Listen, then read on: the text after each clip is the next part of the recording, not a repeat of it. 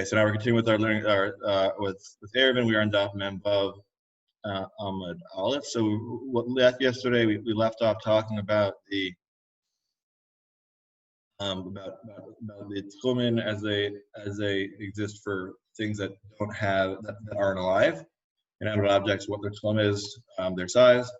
So now we're going to continue on. Now we're going to talk about something a little bit different. So we're going to talk about in general about back to the case of how does work for somebody who isn't awake. So Amar Rabbi Yaakov or Edi, Amar Rabbi Yosef and Levi, Halachak Rabbi Yochanan Manuri.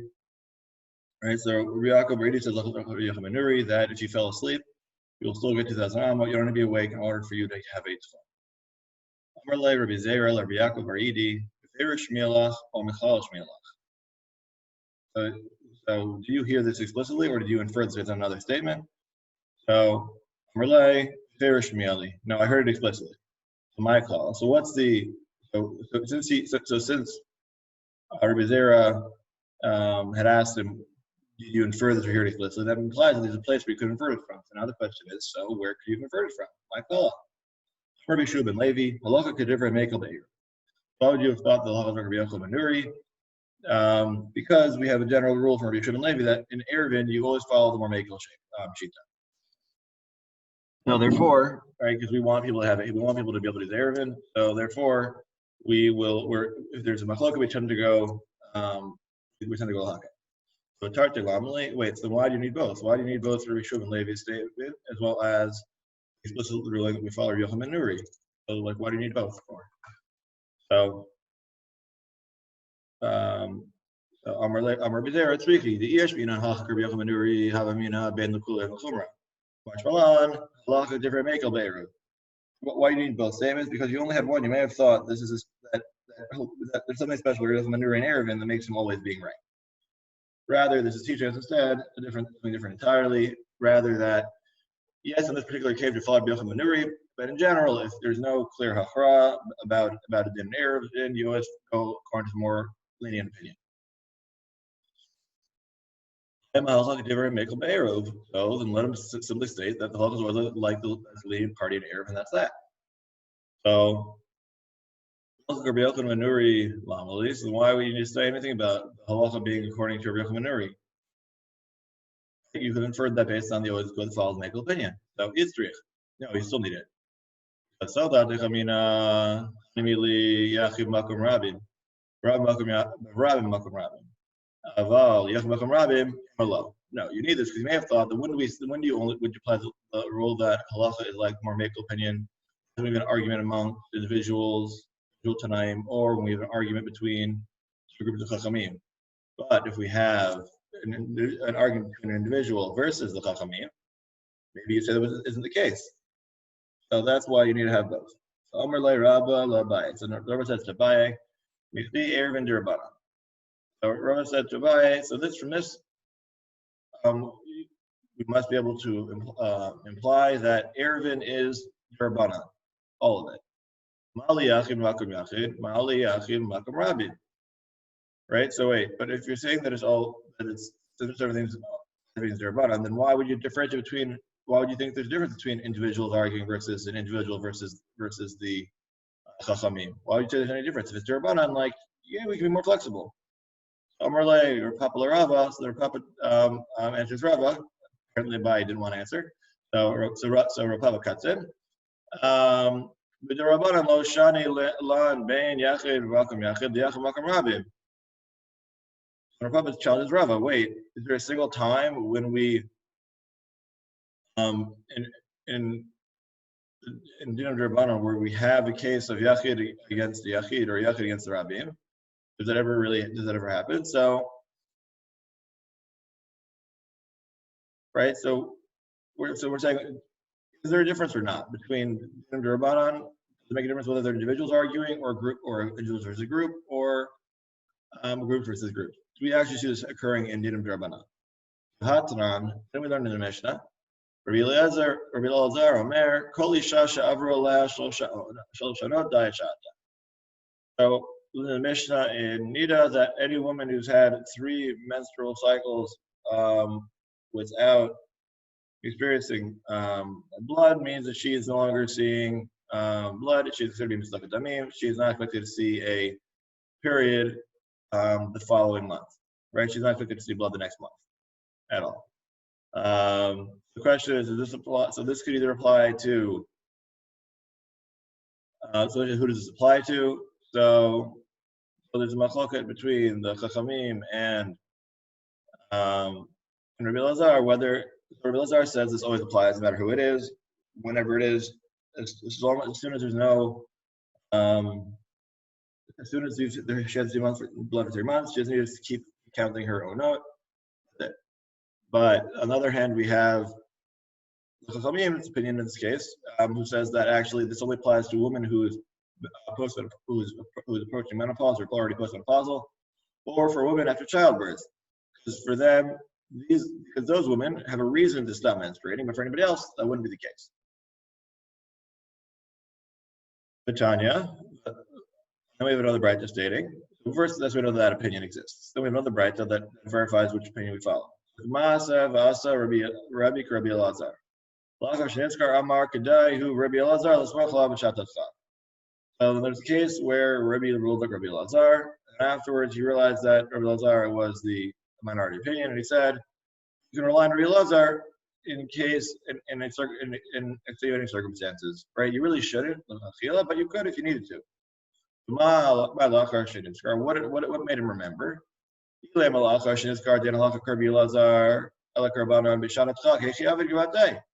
understand that what he remembered was that really we always follow Chaim instead of Rabbi Elazar, then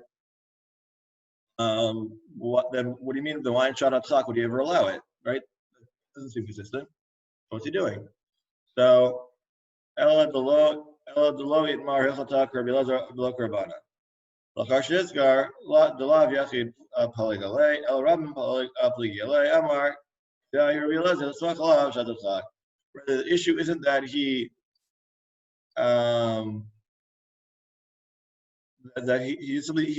about the opinion, but he couldn't remember who argued with Rabbi Elazar. So he passed like Rabbi Elazar, and then he remembered that it's not that Rabbi Elazar argued with another individual, another Tana. Rather, he was arguing with the rest of the Chachamim. And he said, well, you're right, I probably should have followed the Rabbim, and I should have followed Chachamim, but Rabbi Elazar is worthy to rely upon in Shadchatchak, in extenuating circumstances, and that's why it'll work out. So Amar Masharshia L'Rava, the Masharshia says to Rava, Amar La Rav Nachman Bar Yitzchak L'Rava, and some say that it wasn't Masharshia, rather it was Rav Nachman Bar Yitzchak who said to Rava. So all these people are currently sitting in the Medrash and discussing this issue. V'Drabanan Lo Shani Ben Yachid B'Makam Yachid Ben Yachid Makam Rabim. So they're still saying. So we still haven't concluded from earlier our question of is there a difference between that of the individual against another individual or that of individual versus the Chachamim. We still haven't concluded what the din should be. Of Hatanya, different than Braita. Shmua Krova Noheget Shiva Ushloshim Rakoka Enoheget El Yom Echad. So now we're talking about in Hilchot Avelut. This is where this case is coming from. So if you heard that one of his, if somebody's heard that one of the relatives has died and they're nearby, then upon hearing it you will sit shiva, and then you will observe the shlosha period of mourning for 30 days. For chokim, but if it's far away, but if you heard from far away, you only practice 1 day of mourning. You don't have a shiva or shlosha. Of Ezo he krova of Ezo Yerchoka. What do you mean by close versus far? If you heard it in 30 days, then it's considered to be close. But if you heard it after 30 days, it's considered to be far. That's Rabbi Kiva says. Chachamim say that it doesn't matter whether or not you hear it in 30 days or more than 30 days. Upon hearing that one of your Zion Krovim, one of the sub-relatives who you would sit mourning for passed away, you sit for 7 days of mourning, followed by 30 days of shloshim, also mourning. Okay, right? So again, total of 30 days, first 7 which are shiva, and then you complete the shloshim period. Sorry if that was unclear. So Amar Rabba Bar Barchana, Amar Rabbi Yochanan, Makom Shata Motzei Yachid Mekel Rabbi Machmirin Halacha Divrei Hamachmirin Hamrubin Chutz Mizu Level Pish Rabbi Akiva Mekel Chacham Machmirin Halacha Divrei Rabbi Akiva. Rabbi Yochanan says in Rabbi Yochanan that whenever you find an individual or who's Mekel while arguing against a majority who is stringent, the halacha follows the majority who are being machmir, except for in this case, where it's which even though Rabbi Akiva is a mekel and Chachamim are being machmir, halacha would follow Rabbi Akiva. Tzavar la kishmuel Amar Shmuel halacha kedivrei hamekel be'eda. So and he holds like Shmuel, as Shmuel says, that the halacha is like the more mekel opinion in avelut. Right in regards to mourning customs, we will follow the more lenient opinion. So, Avelu Dekil Barabanan, Aval Ba'ama, Afilu Bidrabanan, Shani Ben Yachid, Makam Yachid, Ben Yachid, Makam Rabim. So this helps us in regards to Avelu, where we're always Mekel. But in general, maybe in Darabanans, that's only referring to the case where there's an individual versus versus individual, or what about individual versus majority? Right. So maybe we're referring from the statement about the mourning practices that the Chachamim are lenient in regards to that we felt they would allow for divrei mekel, but in general there should be a difference between individuals disagreeing versus individual versus Chachamim. For Papa Amar Itzrich, and Rav Papa says, no, this is necessary. What do you thought to say? Hani mili be'erve chatzirot. Afal be'erve tchumen ema lo. So Rav Papa had a different explanation for this, and he explains that no, you need to have both statements. But we thought to say that whenever we follow different mekel be'ervin, that's only by erve chatzirot. Right, so you made sense only for Erev Chatzer, but not for Tchumen. So that's why we need the statement of Halacha K'divrei Hamit. That's why we need the statement about Rabbi Yochanan Nuri's opinion as well. Okay. So now we're trying to figure out why we differentiate between an Erev Chatzerot and an Erev Tchumen, right? So just to refresh, an Erev Chatzerot is what allows you to carry, and Erev Tchumen is what allows you to go farther. Why would we differentiate between an Erev Chatzerot and an Erev Tchumen in terms of when we want to be Mekel?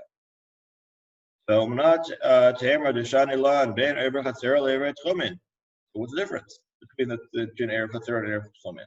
No, let's go to the Mishnah. Amar Rabbi Yehuda, B'medar Amorim Be'erev Tchumen. Be'erev Chatzerot Arvim Ben Ladat Ben Shlavadat Adan Shalom B'fanav Ben Chav Adam Shalom B'fanav. So and how do we know there's the differences between Erev Chatzerot and Erev Tchumen? So this comes up in regards to several matters. So this is said in regards to making an error of somebody without them knowing about it. Okay, so for an Erev Chatzerot, you can do it even if the person doesn't know that you're being included. They can be included because of the statement of Zachin L'Adam Shel B'fanav, Avein Chav L'Adam Shel Ela B'fanav. Right? You can do things that benefit a person even if he doesn't know about it. You can't do something that's his detriment without him knowing about it. So, right. So why are we saying that a Erev Chatzerot is beneficial or Erev Tchumen is not beneficial? So for Erev Chatzerot, if somebody makes an Erev Chatzerot and allows you to carry, you lose nothing by doing so. It simply allows you to carry, and that's all, and it can't hurt you in any way, shape, or form. But if somebody makes an Erev Tchumen on your behalf, what'll happen is that let's say if you decided in the end that you wanted to go somewhere else besides the location that he set up as the Erev Tchumen for his Erev Tchumen for you, then you would be stuck. That's why it would not necessarily be guaranteed to be beneficial, whereas for an Erev Chatzerot, it would always be beneficial. We will get, there are more to go in this regard about that we'll hopefully get to. So that's just all regalacha, why one's beneficial, one's not. We will get into more when we deal with more explicitly with the concept of schia making Eruvin on behalf of other people, which will come up in a little bit. So Ravashi Amar Itzrich, you can just say this out the data. Chamina Hani Mili B'Shirei Eruv. Well, it's just Eruv Emalo. Ravashi said you need not because to teach you that we're more make that to that we're make that we follow B'Chamanuri, even though it's about Eruv Tchum, which we normally would not want to be makel about. Rather, what are we saying? Why are we saying it? Because the question is in regards to Shirei Eruv, because when you would have Eruv for the previous week, continue on to the next week, so you would still have some left over. So the question is, what are we? So we want to be being makel. I thought you're only we're makel in a case where the Eruv was already established, and now we're talking about the future from that point on, right? So initially it started out being okay, and then let's say something happens there, being the food of the Eruv to make it being less than ideal, and so let's say if you had the right amount of food before Shabbos and then you ate it, the question is can you rely, and you ate most of it, can you rely on what's left the next Shabbos in cases like that? But if you wanted to set up an Eruv from the beginning, you can't rely on any kulas. So that's why. So rather, we're having both rules. Say there are cases where we are being makel, even when it's a continuation of an Eruv from the previous week. Not Tamer Deshani Lon Ben Shira Eruv L'Tzid Eruv. And where do you say the distinction between the remnants of the previous week's Eruv versus the new one from this week? No, we learned the Mishnah. Amar Rabbi Yossi, B'Medra Moreim B'Tchilat Eruv, B'Baba Shira Eruv Afilu Kol Shehu. In regards to when you're trying to continue the Eruv for the previous week, there's a fixed amount that you normally need to have. So, meaning, so Rabbi Yossi says that the first week you set up the Eruv, it needs to have the right amount. Again, as far as what the amount actually is, we will get to. We haven't gotten to there quite yet. As far as the various permutations of how much you'll need in terms of women, and how many meals. So, but the question is, if you hit the prerequisite amount to start, is that sufficient? So the answer is it depends. Right. So according to Rabbi Yossi, it doesn't matter as long as you had the first week, you need the right amount. That way you know. Whereas according to the other opinion in that Mishnah, apparently it would be it would be required to be the full amount, both even to continue it the next week. So they wrote Elakadesh Shalol Shakech Torah Eruv Minatinoko. So then into the statement is another one that we only said that you have to make an Erev Chatzerot when you already have when people have already done a sheet of Po'ot. So to explain so there are two ways to allow you to carry between courtyards and alleyways. One of them is making an Erev Chatzerot, which literally means a combination of courtyards. And there's also something called a Shituf Meho'ot, which is the partnership of the alleys. So again, they have different dinim. We'll hopefully get more to Shituf Meho'ot when the Mishnah start talking about Shituf Meho'ot. But for now, so the difference. So the primary difference between the two is that Erev Chatzerot is generally done with everybody contributes their portion of bread or food, and that's what makes the Erev. Whereas a Shituf Meho'ot, where you're joining together the various alleyways, that's done by having a joint business venture and having a common either food or oil that everybody owns together. So oftentimes they can be made of the same thing, but sometimes not. And there are various differences. Again, we'll hopefully get to them when we get to them in the Mishnah and the Gemara talking about Shituf Meho'ot. We're saying that even in the case where you had set up a sheet of Meho'ot, you should still set up an Erev Chatzerot so that children don't forget about laws of Erev. That way, so even if you had a sheet of Meho'ot, you should have an Erev in every courtyard.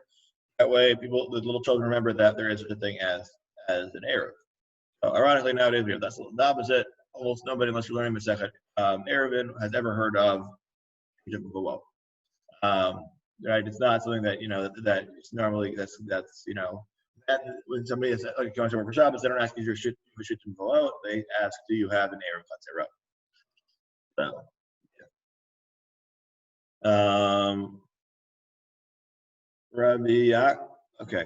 Rabbi Yaakov, Rabbi Zrika, Amru, Halacha Rabbi Akiva, Mechavero, Rabbi Yossi, Mechaverav, Ucharevi, Mechavero.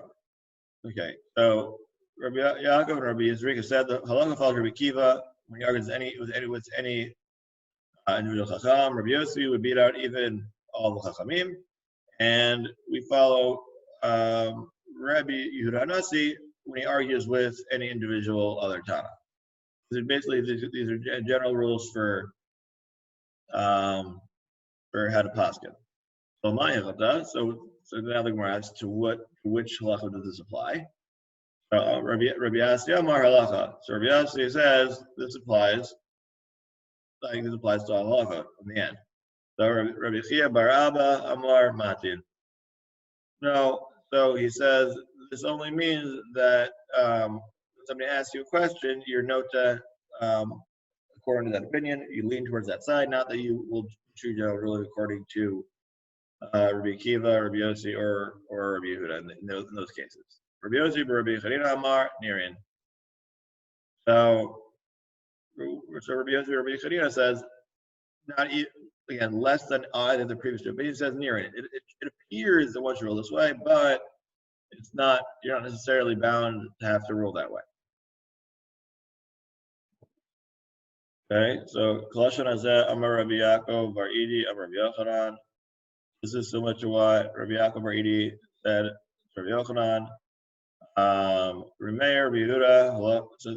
So now we're gonna have more kol apsak relating to that says we were already on the topic. So we're gonna continue on with that. So Remeir Rabbi Yehuda Remeir Rabbi Yehuda halach Rabbi Yehuda. So Remeir Rabbi Yehuda argue it involves that halach Rabbi Yehuda. Rabbi Yehuda Rabbi Yossi halach Rabbi Yossi. Rabbi Yehuda argues Rabbi Yossi halach Rabbi Yossi. And so Sarich Lamar Rabbi Meir Rabbi Yossi halach Rabbi Yossi. I don't even need to say that if Rabbi Meir Rabbi Yossi argue halach Rabbi Yossi. Hashemakom Rabbi Yehuda leita b'makom Rabbi Yossi mibaya. So if Rabbi Meir can't even beat out Rabbi Yehuda, why are you even asking Rabbi Yossi? Right? So can we apply, are we applying a basic mathematical equation of 1 is greater than 2, is 3 is greater than 2 and 2 is greater than 1? Is that what we're doing, or is there something else? So why do we need that last statement? So, right, so we're trying to figure out what is the case. So Amar Ravasi, Af Ani Lomed. No, so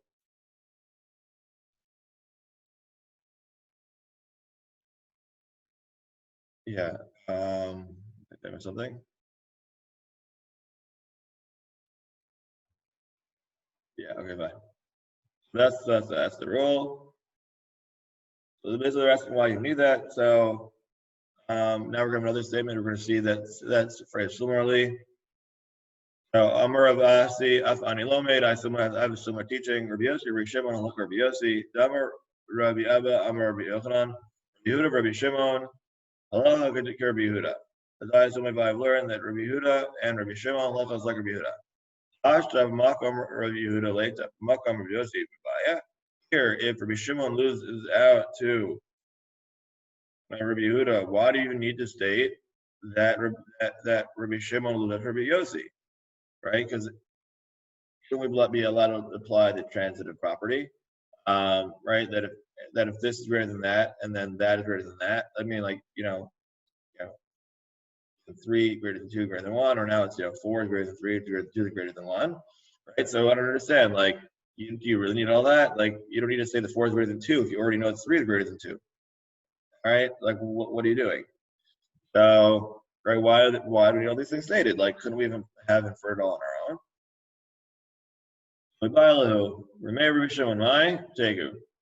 So, right? So they're like, you're right. So do we really need that statement? And they're basically saying, well, you're right. We didn't really need that. So then we're like, well, so what about the case where Rabbi Meir and Rabbi Shimon? Do we know who's greater?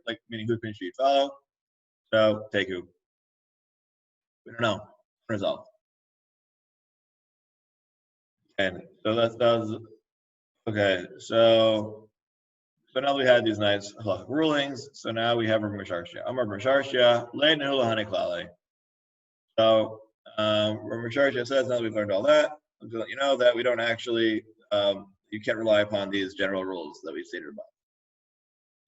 So, so wait, so from where's Rav Misharshia? We don't follow these general rules. Maybe he learned that out from the following Mishnah. Rabbi Shimon Omer, Lamad Devar Dama, L'Shalosh Chatirot HaPtuchot Zulazo, U'Ptuchot L'Rishut HaRabim. Irvu Shtayim HaChitonot, Im HaMtzayit, Muter Imahem, Vehen Muter Ima, U'Shtayim HaChitonot Asur Zolim Zo. So, if you say that the Mishnah, what is he comparing it to? So maybe he learned it from, I guess we're on a new, yeah. Again, how does this relate to what is above? So now we're going to explain cases where the halacha following one person doesn't necessarily, doesn't necessarily line up. So we have a case. The proof case is where we have three different courtyards that open into the other one, and then the last one opens up into the Rishut Rabbi. So now we're going to see. So now we're going to play some not so responsible Eruvin. So we're going to see how that plays out. So Shtayim Achitzonot Im Emtzayit. So if the two outer ones made an arrow with the middle that's there, Ki Muter Mehen Vehen Mutarot Ima. So if so we have three different courtyards with houses surrounding them. So if the residents of the two outer ones made a joint area with one in the middle, but not with each other, so then the two outer ones can enjoy going to the middle ones, and similarly, people in the middle Klatzera can go to the two outer ones, but people in the two outer Klatzera can't go can't go visit each other.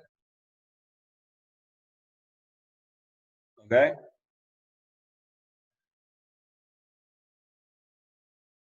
Right. So basically, we're saying that that whole derivation we had sounds like this case where you have two things leading into one another, and then leading out into the, let's see if we have a diagram of this moment.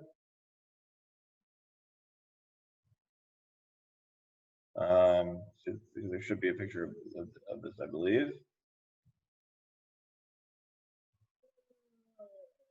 We have a picture. Looks like, never mind, no we don't. Okay. There'll be one because it sounds like there should be, but guess not. All right. Okay, so that's what we're saying in terms of the case of this is greater than that and that's greater than that. So maybe that's comparable to this case where there's three different courtyards opening into each other. So you can't necessarily make any proper inference. It's just because the middle one beats the other two doesn't necessarily teach you anything about the two outer ones. So Amar Chama Bar Guria Amar Rab Halacha Rabbi Shimon. So Chama Bar Guria says Halacha Rabbi Shimon. Man Palagale Rabbi Yehuda. And then so halacha is, sorry, I mentioned before, I don't think it was correct. So this statement above is an argument between Rabbi Yehuda and Rabbi Shimon. And here we follow Rabbi Shimon over Rabbi Yehuda, which seems to go against what we said in the previous statement of the general rules we had. How is that possible?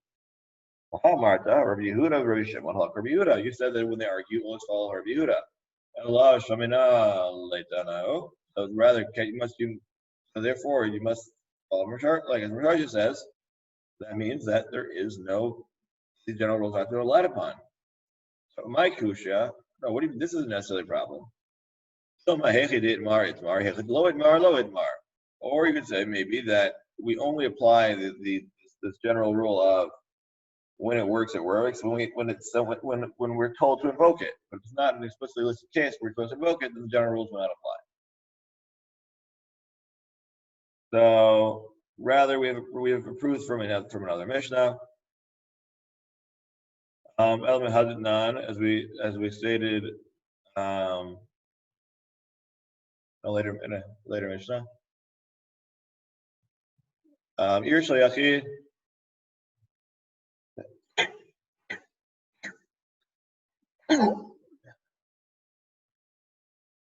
Sorry. Okay. What for you?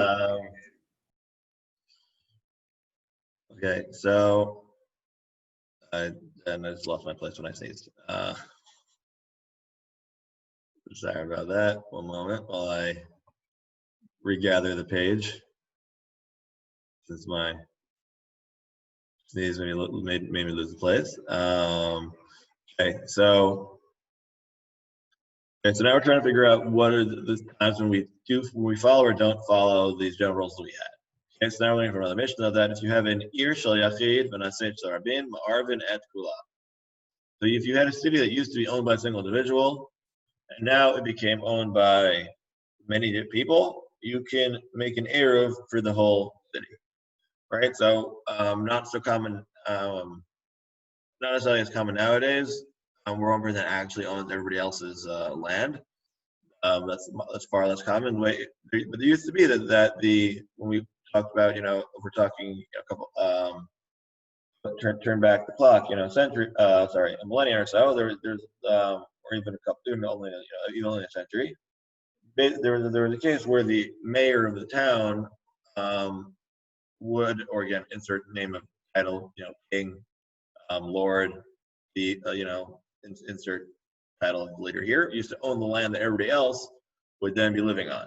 That would then be considered to be a city owned by an individual. And let's say eventually, was then given over to individuals instead, right? It used to be owned by one person, and then they turned, the whole thing decides he doesn't want it anymore, or for whatever reason, and decides to sell to many people.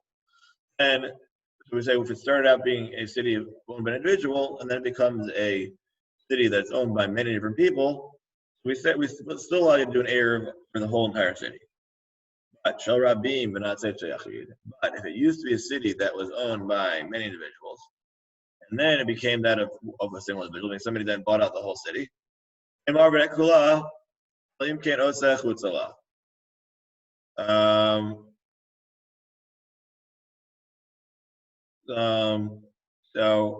allowed to make an eruv unless he excludes a large area from it. And how large is that area?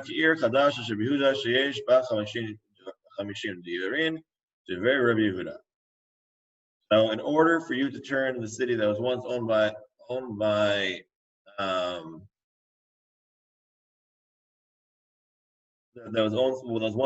many the individuals, and you want to put an eruv on the whole thing. So the answer is you have to leave off an area of the size of the city Chadasha, or a new city in Yehuda that has 50 residents. So, right. So the question is, do you mean by is Chadasha the name of a city, or is it simply saying if somebody were plot down a new city now, you plan a city for 50 people, how that size? So that's so that's what Yehuda is saying. But either way, Yehuda is saying that in order for you to be able to make the eruv, you need to leave a large area. So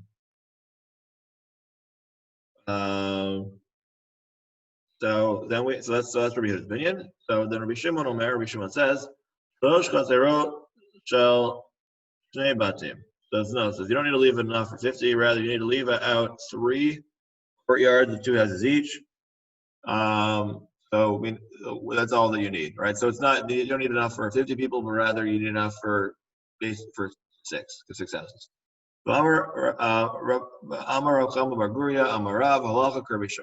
And now we have another case where it says lachas like Rabbi Shimon, man palagale Rabbi Yehuda, and who's one of our argues? It's Rabbi Yehuda. But didn't you say Rabbi Yehuda, Rabbi Shimon, lachas Rabbi Yehuda? Wait, so now again we're questioning our general rules we had before. Did you say that Rabbi Yehuda beats Rabbi Shimon? What's going on here? My kushya dil hachanami hechad itmar hechad lo itmar. Right. That's not a problem, because you always say that just like before, we followed the opinion of the we only allow to follow general rules when we explicitly know we follow general rules. But if we don't know to follow general rule, then there's no reason why we should have to follow the general rule. Which means the general rule is far less robust than we thought it was initially. Okay, so now let's see what we get. So I guess we're going to pick up with the next case. All right, so now let's go back and review a bit from today's stuff, so that we all have it that are in our heads. And again, please, if anyone has any questions, please ask. So we started off questioning why about Rabbi Yochanan Menuri's opinion. Rabbi Yochanan Menuri had been talking about how you get 2,000 amot if you had been even if you've been asleep at the onset of Shabbos. We're saying so. Then we asked, what do you mean by general rule?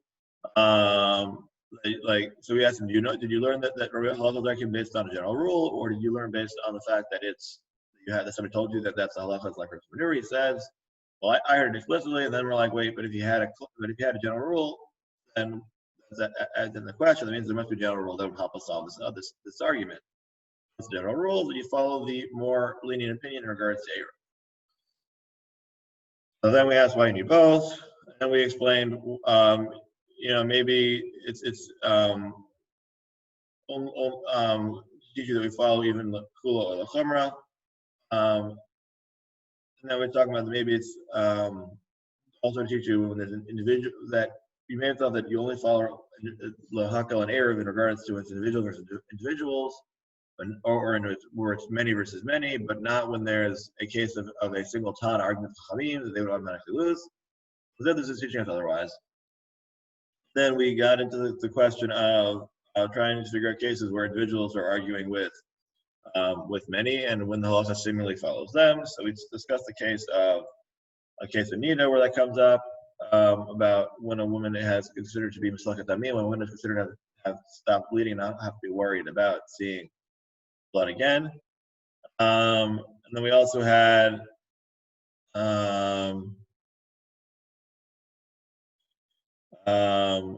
then we said the case isn't good because Rabbi Eliezer relied upon a shach, and then we couldn't really tell what that meant. So then we're trying to figure out it's only for Durabanans or is that Doraitas. And then we try to bring a proof from Rabbi Akiva or Chachamim, and they said no, that's not good because the case in Avelut is different because in Avelut we're always more mankel, so therefore you can't necessarily compare Avelut to any other case. So therefore, right, and so we had a case that in general the halacha is like the mankel and Avelut. Then again, we had the same. We had another. We also had a subclause allow for Rikiva to be in this case, even though normally we wouldn't be following Chachamim. So therefore, it doesn't help us in regards to compare it to our case. So, and then we tried again based on the case about teaching us about Eruv Chatzirot, maybe the difference being between Eruv Chatzirot versus Eruv Tchumen. That we only follow the different Meko by Chatzirot, not by Tchumen. This is teaching you that actually that it also applies here in regards to Tchumen, even though it is the more Meko opinion. Then we had let me try to bring a case based on the question of consuming an Eruv, which is not necessarily ideal. And how, meaning that the question is, do you need to have it to be, if it had been subject to something reducing the quantity, would that be good for the next week or not? There's that question. And then there's also the question, and then we mentioned as an aside, then we also briefly mentioned the fact that part of the reason why we should make an Eruv, why you should make an Eruv even in place of when there already is a sheet below to solve the problem, is you should make sure to make an Eruv so people remember that Eruvin is the thing. Then we got into discussing the question of Klale Psak, of how would you when you have various Tanaim and Amoraim, so look at the Tanaim over here, various Tanaim arguing, who do you follow? Because there's always questions like, the question, when rabbis argue, you want to know what you should actually do. So it helps when you have, a general rule to help you figure it out. And then we were given the general rules of, Rabbi Yossi being on top, and Rabbi Akiva would win against anybody else, and how Rabbi would win against anybody else. And then we're trying to figure out, like we said, those rules, are these, true rules, or are they only do lean that way, or just, maybe it appears that way at first glance, but not necessarily. And then we started discussing some more about ways of seeing the orderings of the equation of Rabbi Yossi is greater than Rabbi Yehuda, who is greater than Rabbi Meir, and we also had a statement of Rabbi Yossi is greater than Rabbi Yehuda, greater than Rabbi Shimon, and we're trying to figure out, well, why do we need all these different things? Can't you simply learn one after the other one, right? Do we really need all of them, right?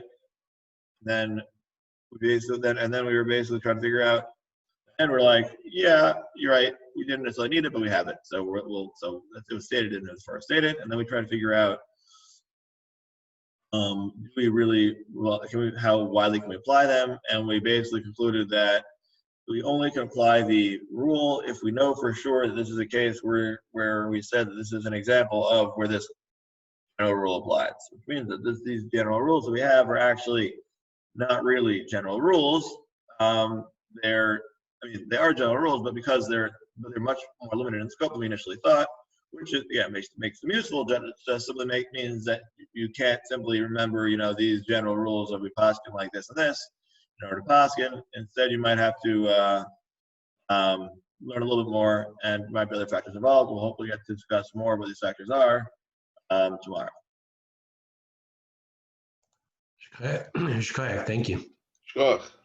Yeah, everybody. Shkoyach. Thank you very much. Have a good day. Have a good day, everyone. Have a good day. All right. Take care.